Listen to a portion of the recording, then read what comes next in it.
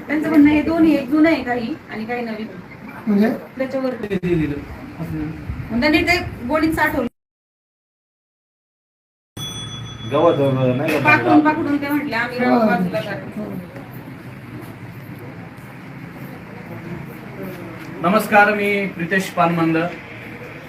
मी आज या व्हिडिओच्या माध्यमातून आपणाला फक्त हे सांगू इच्छितो आणि प्रशासनाला त्याचप्रमाणे महाराष्ट्र शासन महिला व बालविकास विभाग यांना मी विनंती करतो की काल अहोरात्र जनतेसाठी झटणारे पारनेर नगरपंचायतीचे माजी नगराध्यक्ष तथा विद्यमान नगरसेवक विजूभाऊ आवटी यांच्या संपर्क कार्यालयामध्ये पारनेर शहरातील व पारनेर तालुक्यातील काही महिला त्यांच्या छोट्या छोट्या लहान मुलांना घेऊन ऑफिसला महाराष्ट्र शासन महिला व बालविकास विभाग आयुक्तालयाच्या माध्यमातून जो पोषण आहार दिला जातो त्या आहाराच्या बाबतीत एक तक्रार घेऊन त्या ठिकाणी आले होते. आपण पाहतोय हे या ठिकाणी पाकिट आहेत, त्यामध्ये सुकडी आणि रवा असा पदार्थ दिसून येतो आहे, उपमा.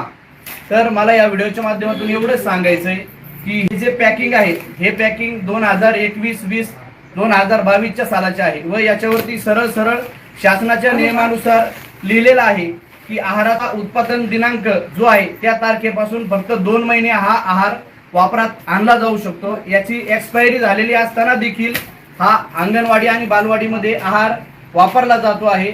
लहान लहान मुलं हा आहार घेतात, त्या मुलांच्या जीवाशी हे खेळणं चालू आहे.